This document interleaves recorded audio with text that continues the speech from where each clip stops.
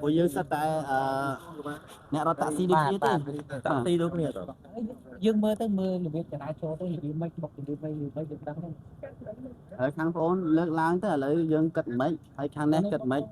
បុកពីជំនាញពីក្រោយឯហ្នឹងគេឆ្លងផុតដល់ពាក់កណ្ដាលផ្លូវដល់ខាងហ្នឹងហើយយើងបុកពីក្រោយយើងទៅជែកគ្នាសិនទៅបើទៅជែកមិនត្រូវចាំយើងឲ្យទៅខាងសមាជិកជួយដោះស្រាយអាហ្នឹងល្អព្រោះសមាជិកក៏គេទុកពេលវេលាយើងដោះស្រាយដែរបងបាទឥឡូវខាងបងយកបយ៉ាងម៉េចដែរចង់បានយ៉ាងម៉េចយើងចង់ឲ្យគាត់សងឬមកយើងត្រូវសងគាត់យ៉ាងម៉េចយើងលើកនិយាយទៅបើចាក់ស្ដែងនិយាយទេខ្ញុំនិយាយយើងមើលចាក់ស្ដែងដាក់បុកពីណាយើងដឹងយើងយ៉ាងណាក៏គួតឡើងបុកខ្លះឡើងនឹងវាគាត់សងបាទគាត់សងបាទឥឡូវគាត់ខ្ញុំសួរបងថាឥឡូវគាត់បុកខ្ញុំបងអូនវិញបាទខ្ញុំបាច់វិញគាត់បុកខ្ញុំពីបងគាត់យ៉ាងមិនកើតអត់កើតណាបើយើងមើលរបៀបទៅយើងមើលចាក់ស្ដែងនៅនឹងស្រាប់ហើយចុះបងគឺต้องខាងព្រុសបាទព្រុសគាត់បើព្រុសប្រិមត្តនេះឥឡូវនេះចុះហ្នឹងបើសិនជាទីខាងបងសងទៀមទាសំណងពីគាត់ហ្នឹងដែលអាចប៉ាន់ស្មានតម្លៃបានទេមើលទៅអត់ដឹងទេបងព្រោះវាណារឿងខ្លួនដែរមុនដែរអញ្ចឹងយើងទៅមានទៅធ្វើទៅឲ្យអស់ប្រមាណឲ្យគាត់គិតតាមហ្នឹងទៅណាអញ្ចឹងហ៎បាទឲ្យគាត់ជួសជុលឲ្យយើងមកស្អាតទៅណាបាទបងយើងអត់ទៀមទាបានទេតម្លៃយើងមិនអាចនិយាយតម្លៃបានទេហ្នឹងតើតាក់ទងខាងក្រុមហ៊ុនហ្នឹងបងបាទបងបាទតែវាធ្វើអស់ច្រើនណាស់ BYD ថ្លៃឡើងបាទsensor ហ្នឹងហ្នឹងខូចកៀងបាត់ទេមិនដឹងរត់ទេនោះឡើងបើយើងពីឡើងមកមានយកទៅខានទៅអូអញ្ចឹងមានឲ្យខាងសមាជិកជួយដោះស្រាយឲ្យបងណាបើចរចាគ្នាអត់ត្រូវអញ្ចឹងណាបាទដោយសារតែខ្វះការប្រុងប្រយ័ត្នបាទរថយន្ត2គ្រឿងបុកគ្នាយ៉ាងពេញទំហឹងគឺនៅ stop North Bridge ដែលស្ថិតនៅក្នុងសង្កាត់អូបៃក្អមខណ្ឌសែនសុខរាជធានីភ្នំពេញនៅវេលាម៉ោង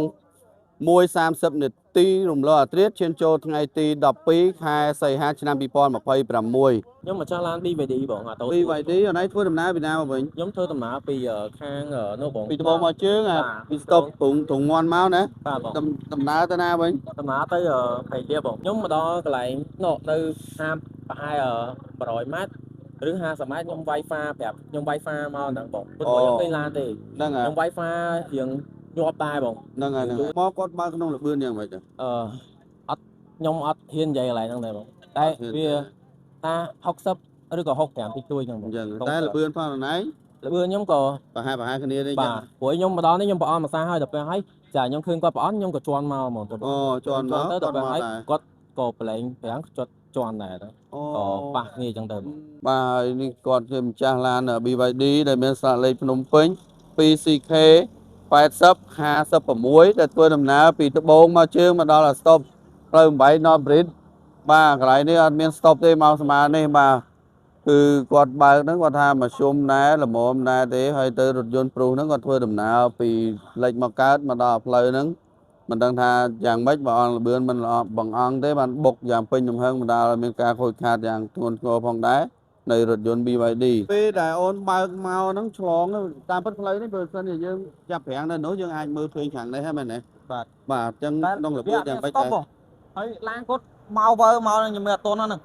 អូអត់ស្តុបណាអត់ស្តុបតែបន្ថយលបឿនទៅដែរពេលឆ្លងឡានខ្ញុំឡើងមកដល់ឆាត់ផុតខ្នើនេះអូអញ្ចឹងបានថាពេលឡានណៃមកដល់នេះហើយបានគាត់វឺមកដល់កាត់ពីមុខណៃមកបុកតឹងមកអូតែក្នុងឡានណាមានអ្នករងរបួសអញ្ចឹងណាអត់មានខ្ញុំនេះធ្វើតែម្នាក់ឯងណាខ្ញុំបើកពីពលានចាស់ទៅកោះពេជ្របងពីលេខទៅកើតណាបាទហើយបើកក្នុងស្ថានភាពលបឿនប៉ុណ្ណាដែរមើលបើកយឺតបងឆ្លងស្តុបហ្នឹងហើយដល់គាត់មកពីនោះលឿនគាត់មកពីនោះលឿនតែយើងចាប់ប្រាំងអត់តឬក៏មិន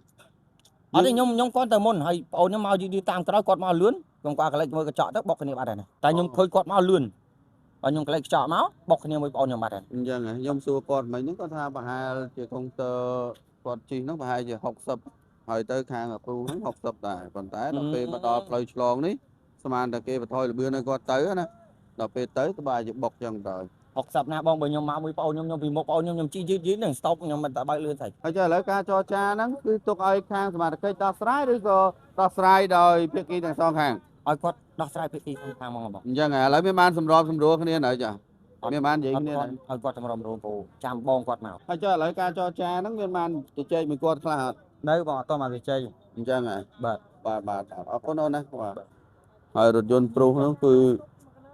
បាទខូចខាតផងដែរបងប្អូនបាទនោះនេះកាង រថយន្តព្រុសបាទរថយន្តព្រុសហ្នឹងគឺមានស្លាកលេខភ្នំពេញ 2CH 6511គឺគាត់បានបញ្ជាក់ឲ្យគឺថាគាត់មកហ្នឹងគឺគាត់បានបន្ថយល្បឿនដែរប៉ុន្តែមកដល់ឡើងវ៉ាក់មកដល់ហើយនេះហ្នឹងគឺ BYD ហ្នឹងគាត់ថាគាត់បើកលឿនណាកាត់ពីមុខឡានគាត់បណ្ដាលឲ្យគាត់បុក BYD អញ្ចឹងតែម្ដងបងប្អូនមកឲ្យរងការខូចខាតបាទហើយឥឡូវនេះគឺខាងសមាជិកមូលដ្ឋានហើយនិងសមាជិកចរាចរណ៍ផ្លូវគោកបាទគឺបានមកដល់ទីតាំងកន្លែងកើតហេតុហើយបាទនេះរកការខូចខាតផ្នែកខាងមុខរថយន្តព្រុសហ្នឹងគឺខ្ទេចខាងមុខហើយស្រុញទៅដល់ម៉ាស៊ីនតិចតួចដែរបងប្អូនបាទហើយរថយន្ត BYD នេះគឺខូចខាតទ្វារទាំងមុខទាំងក្រោយតែម្ដងគឺផ្នែកខាងឆ្វេងបាទហើយឥឡូវនេះខាងរថយន្តព្រុសគឺគាត់បានបញ្ជាក់ឲ្យសុំស្មើធ្វើរៀងខ្លួនអញ្ចឹងណាបងប្អូនប៉ុន្តែខាងរថយន្ត BYD ហ្នឹងគឺគាត់អត់ព្រមទេគឺគាត់ថាគឺរថយន្តព្រុសហ្នឹងគឺខុសអានេះតាមតែការបញ្ជាក់របស់បងប្រុសដែលជាឪពុករបស់អ្នកបើកបររថយន្ត BYD ហើយឥឡូវនេះគឺគាត់ទុកឲ្យទៅខាងជំនាញចរាចរណ៍ជួយដោះស្រាយគាត់ហើយបងប្អូនបាទហើយក៏ចង់និយាយពីរឿង stop នេះគឺគ្រប់ព័ត៌មានហើយបងប្អូនបាទ stop no break នេះគឺឲ្យតែម៉ោង10យប់គឺដាច់ហើយ stop សំបីតែពណ៌លឿងក៏លែងមានដែរអញ្ចឹងទេបើកបរមកដល់ stop no break នេះបើសិនមិនមានការប្រុងប្រយ័ត្នឡើយនេះទេនឹងមានគ្រោះថ្នាក់ហើយបាទគឺមានករណីជាច្រើនហើយដោយបុកនៅ stop no break នេះគឺម៉ោងដែល stop លែងដំណើរការបាទហើយមុននឹងបិទបញ្ចប់ការផ្សាយនោះសូមផ្ដាំផ្ញើដល់ពុកម៉ែបងប្អូនដែលធ្វើដំណើរតាមដងផ្លូវមិនថាឡានម៉ូតូទេបងប្អូនបាទបើកបរសូមឲ្យមានការប្រុងប្រយ័ត្នផងពេលដែលមានបញ្ហាគឺខាតបង់ទាំងសងខាងមិនមានអ្នកណាដោះស្រាយជំនួសយើងក្រៅពីខ្លួនយើងទេបាទខ្ញុំបាទនិងក្រុមការងារសូមអរគុណនិងសូមគោរពលា